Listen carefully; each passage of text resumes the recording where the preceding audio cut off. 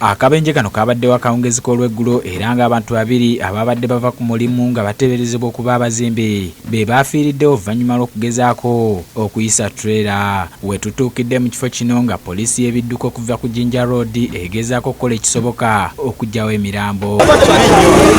Y'emmotoka ya trailer yabase esangiddwa mu kifo kino ng'era eyimiriziddwa. Kipiki ng'eri wansi wa trailer ne tukola obwesigire ne tubajjayo omu abadde akyassa omu ng'afudde era omu abadde akyassa awo samulungi nfunye kaadi emu y'abagenzi n'egula abantu baabwe essimu ne bajja naye nga makubo ge mafunda bannange n'obudde bwennyini bwe badduse budde naye ekyo abaami bano kirabika babadde beewala engeri ya kafiyu nga beewala okukwatibwa abasirikale.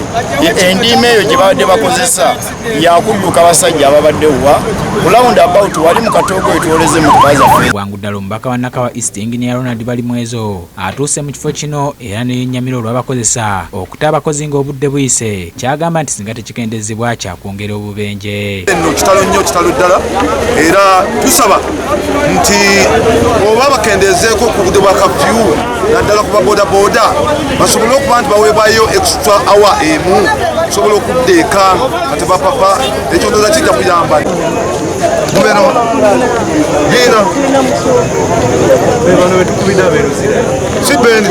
oluvannyuma poliisi eggyewo emirambo ne gitwalibwa mu ggwanika okwongera okwekebejjebwa. Nze Joel Mukeera ku Lwabukedde TV.